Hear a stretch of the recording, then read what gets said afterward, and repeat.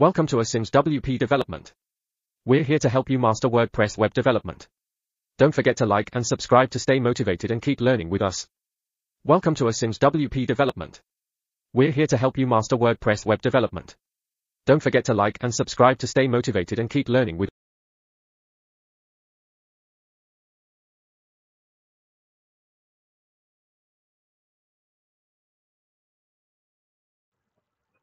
Okay तो हम इस वीडियो में आपको बताएंगे कि आप जैसे मतलब वर्डप्रेस आपने इंस्टॉल किया तो अभी उसको ओपन किस तरह करना है अपने ब्राउज़र के अंदर। तो पिछले वीडियो में मैंने आपको बता दिया कि आपने यहीं पे क्लिक करना है, जैसे आपने किया तो यहाँ से स्टार्ट करना है। ये ऑलरेडी स्टार्ट हो चुका है तो आपने यहाँ पे क्लिक करना है ओपन साइट। जैसे आप ओपन साइट पे क्लिक करोगे तो देखो ये हमारे उस ब्राउज़र के अंदर ओपन हो गया जो ब्राउज़र पहले से मैंने ओपन किया था।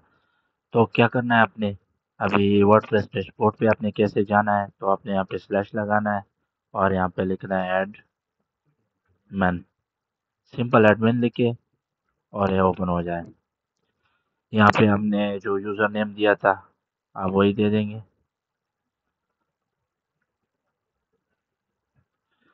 यूज़र नेम और पासवर्ड जो हमने दिया था।